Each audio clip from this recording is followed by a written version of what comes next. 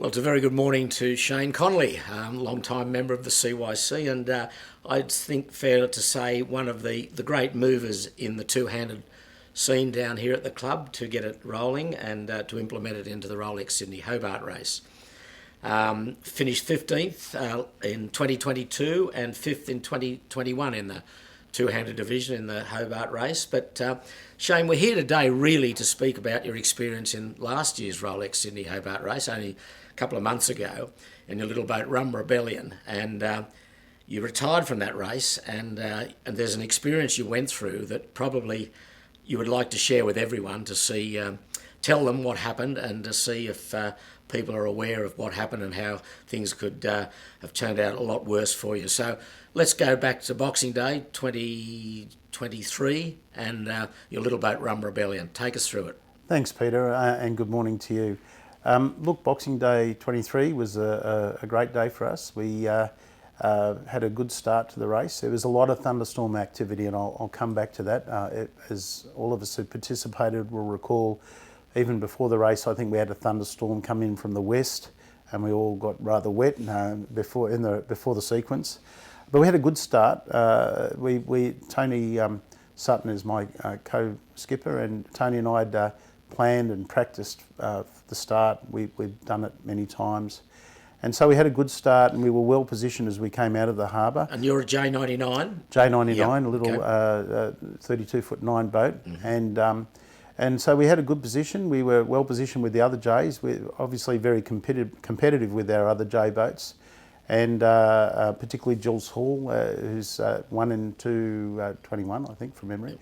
And so we were well positioned. Jules was fully crewed this year, and as we came around the Yankee mark, we were right up his clacker. So we were very happy. In fact, I think I was calling him up all the way around the mark, and he's just sat there looking forward, pretending I wasn't speaking to him. So a good start, and with our other double-handed competitors, we were well positioned.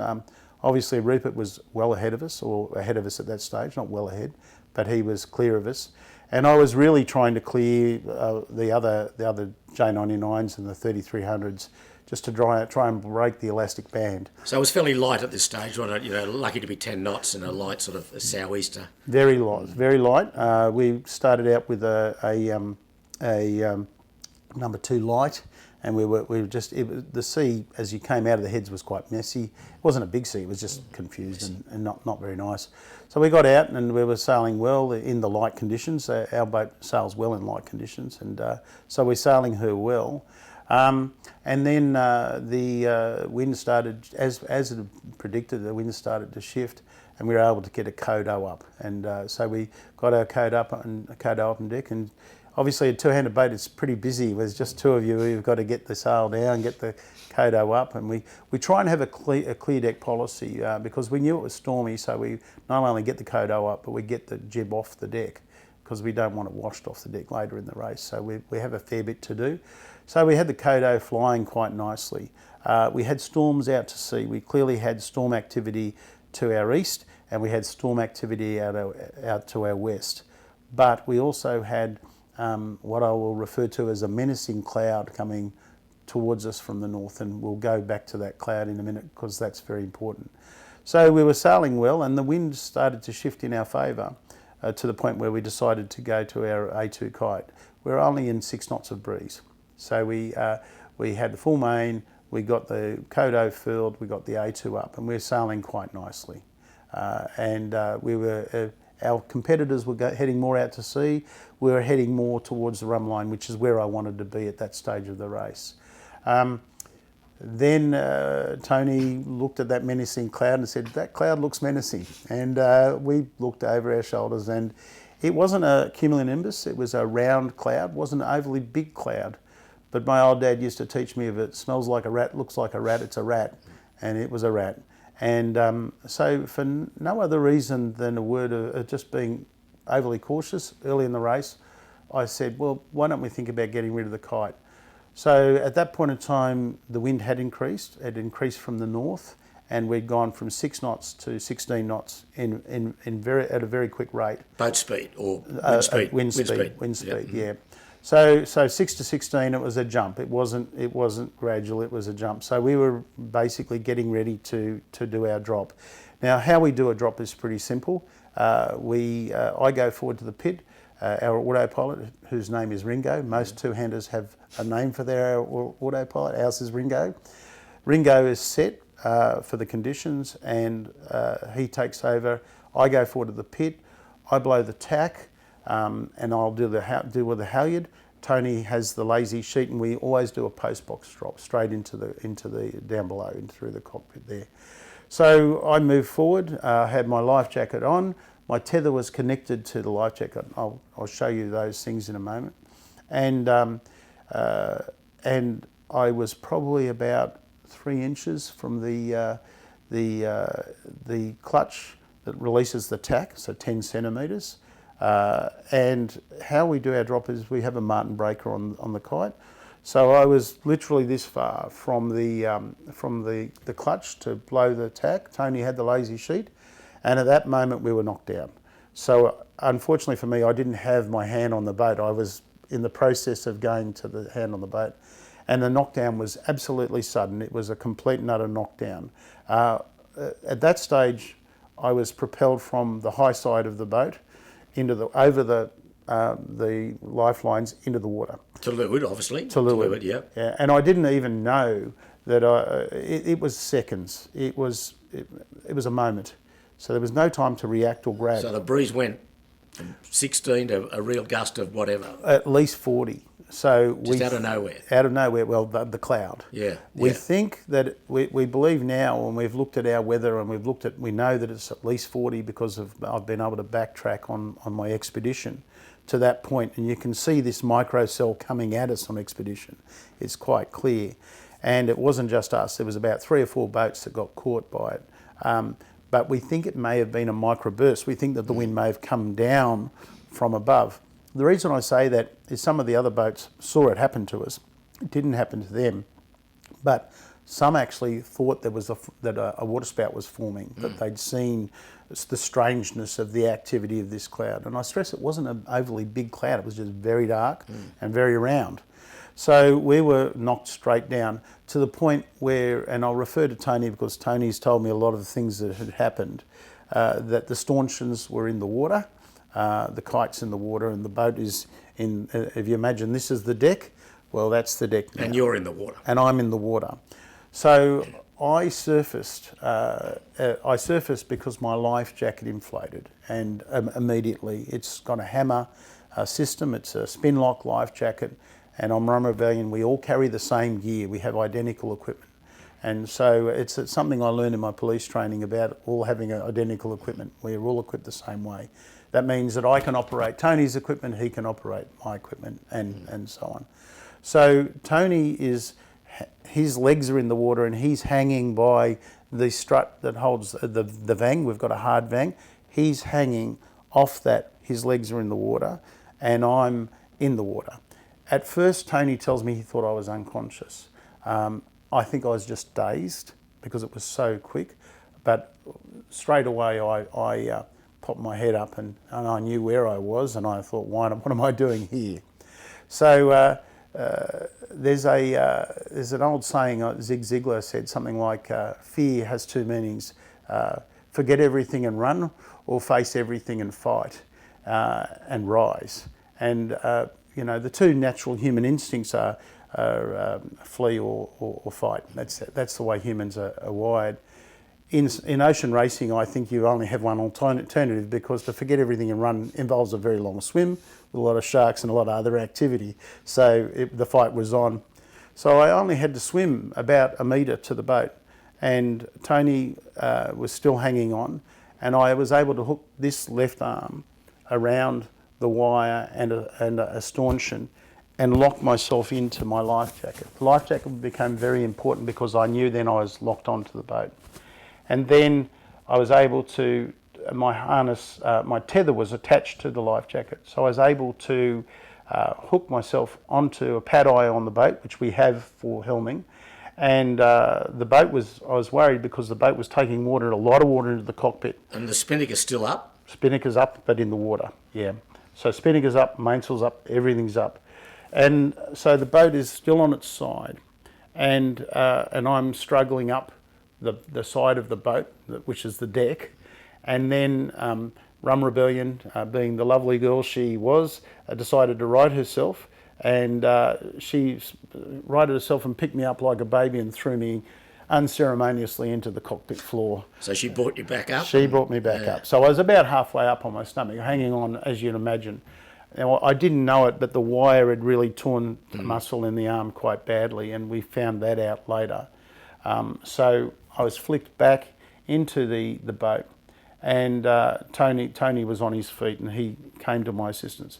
Was the breeze still strong then? Or Yeah, it was abated. It was, but it didn't last very long. So and it was the first thing we did was the kite was in the water. The first thing we did was lose some main because we didn't want to go over again. So we straight to our positions. We got 3 reefs into the main. We reef very quickly. Two-handed sailors need to learn to reef and reef efficiently. We actually have 2 Cunninghams on our boat, so we can make reefing quicker. So we got the sail down to a safe position.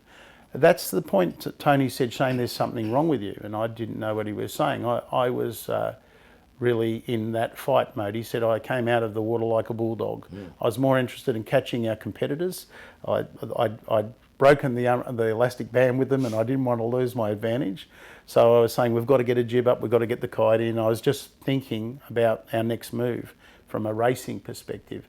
And he was saying, well, I think you need a break, Shane. Oh, let's just hang on a second, because he detected there was something quite wrong with me. And I didn't believe there was anything wrong with me. And we knew something was wrong, or he knew something was wrong when I was trying to load a halyard onto the cabin top winch, and I kept loading it the wrong way. And he said, no, Shane, you've got it wrong. And I'm arguing with him, no, I've got it right. No, I had it wrong. So we got the kite in. We obviously got rid of the tack. We got rid of the halyard. We had to winch the kite in because it was in the water. We put it straight down the cockpit. He's getting the jib out. I'm insisting that he gets a jib out. We went straight to a 4, mains reefed, and then I went back to try and sort out the main sheet, which was a mess, as you'd imagine. And that's when I realised that I had a real problem, because I just could not tell my left from my right. I was totally confused by the mess. Something that would be normal for me to fix, I couldn't fix. It was gobbledygook to me. So I said, Tony, you need to come back. Just clip the jib on, and we need to talk. And that's at that point in time I said, mate, this is something. You're right. There's something wrong with me. And we have I guess it's an unwritten rule on our boat. Once in a 2-handed boat, once someone is injured, you really cannot continue. It's not fair on the other. I'm not talking a minor injury here, but it's just not fair on your fellow crew member, because Tony would have had to take the weight of the responsibility for the boat for many, many hours, and I was probably at best 60%. And as I found out later, I probably wasn't even 40% of my ability. So he agreed with the decision, and we made that decision. I want to go back to Tony a bit, if I could, Peter, because one of the things that Tony said to me was when he was hanging by the Vang, he desperately wanted to help me, but he couldn't, because he knew he would have ended up in the water too. And then we really would have been in trouble with 2 of us in the water. And so I and he spoke about that almost straight away. And I said, Tony, it's fine. You did the right thing, mate. That's perfect. It would have been a nightmare if both of us were in the water. So Tony really was then in a very much a caring mode of me as I was injured. I was able to straight away, because my AIS was going off, alert. I think I initially spoke to Marine Rescue Solander to tell them we had an AIS going off, that we were both on board and we were both safe.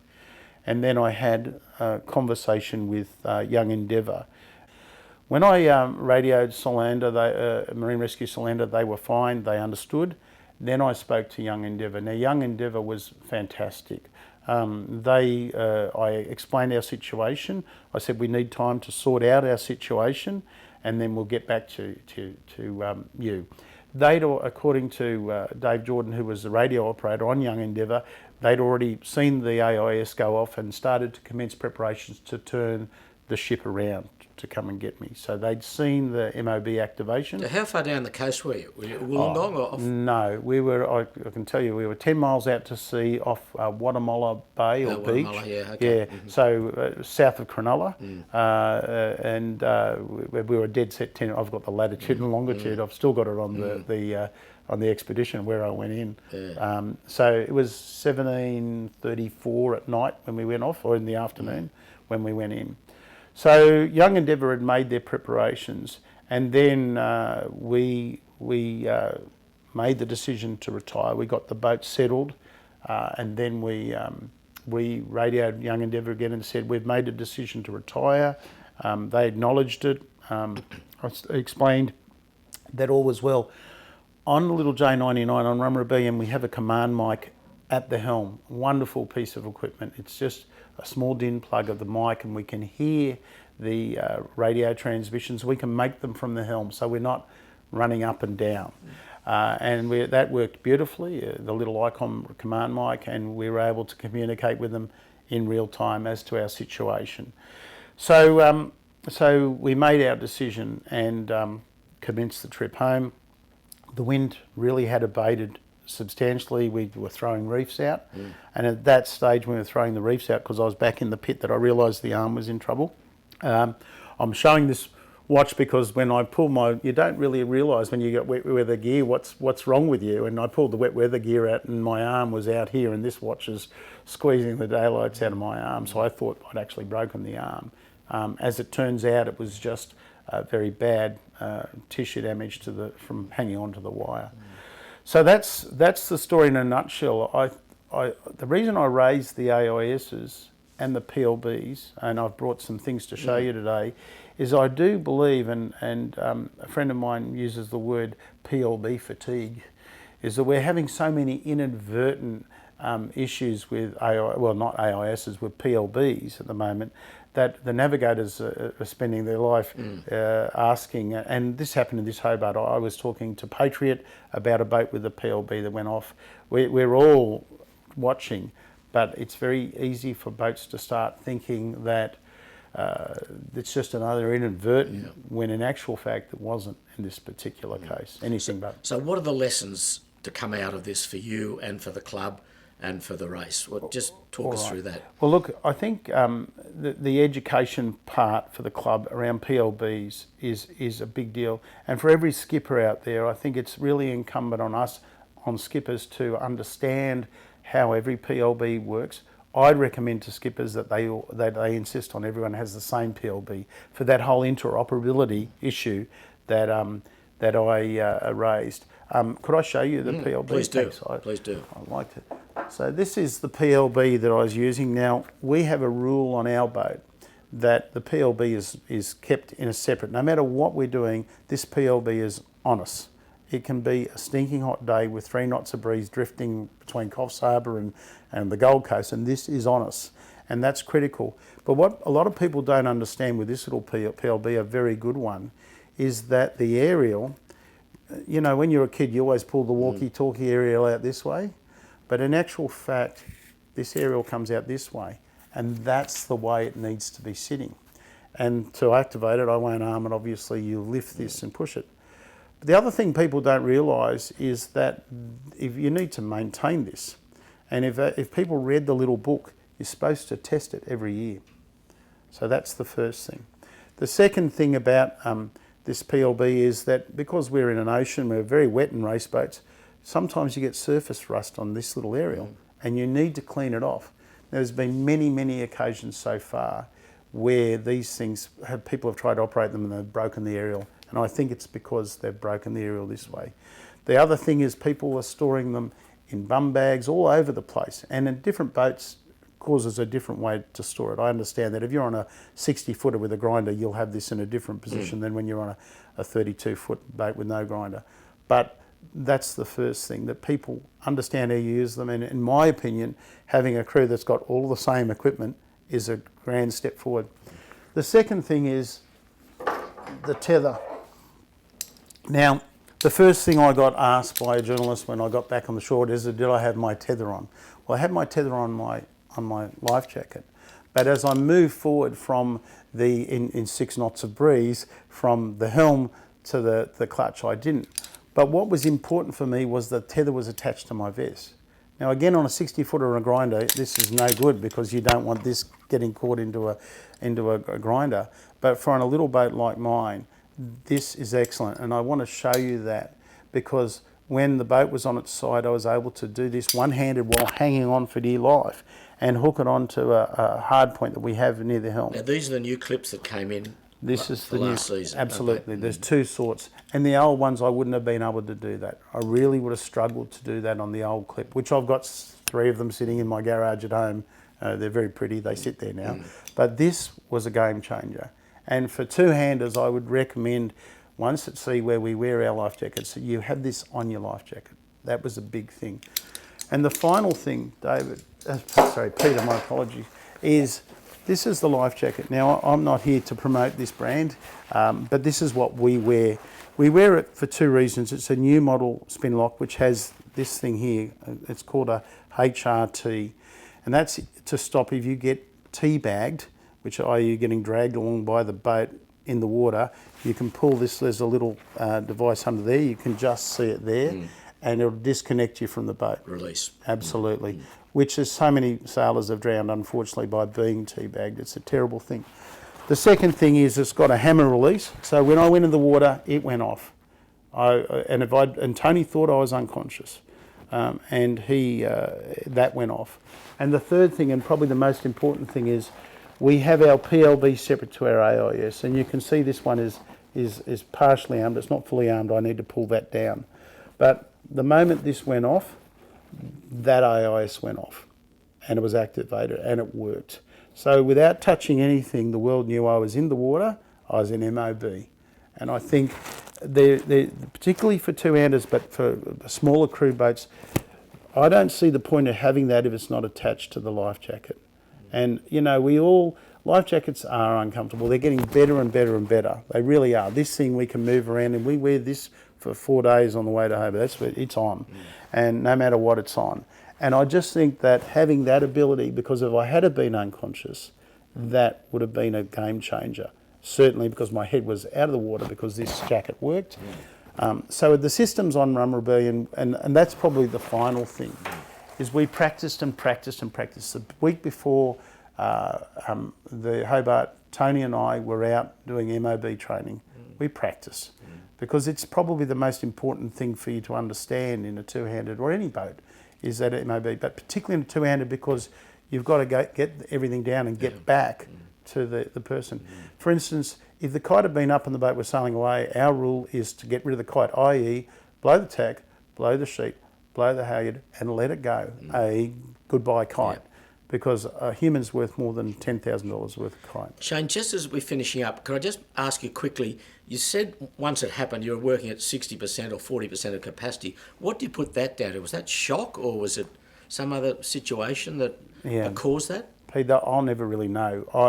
I don't know whether I was hit on the way out, because when I came in, I was coming in pretty quick as well. I was hit on the way in, or was it shock, or was it both? Certainly, I think there was definitely shock happening because some of the things now, very good, clear recollections of what happened on the boat. But when I got back to the dock and I was met by Noel Cornish, Sean Rahili from the race committee, and my partner Meredith and Tony's partner Celia, I don't remember a lot of what went on then. Yeah. Well, Shane, look, the end result is good that you're here and we're here today. Some wonderful lessons and a great overview of what happened and what should be done and how it is done. And I know that you're very, very good in the safety side of things and you contribute a lot to the club and to organisations for safety. So, quickly, another 2-hander for Hobart this coming year? Okay, that's a great question. Yeah, I would call you a naughty name if I could, but I won't. Peter, last year was a hard year for me from my health, not from my sailing. And this year I've been really focusing on my health. Sure. But I'm satisfied that I'll be fit enough for Hobart. So I'll be doing Hobart this year with Tony, and I look forward to that. You've got to get back on the horse in life. and I'll be back on the horse. Terrific. Well, that's great news. Great to have you here, Shane. Thank you for your time. Thank you for your experience, and we look forward to this year's Rolex Sydney Hobart race. Thanks for your time. Thank you so much, Peter.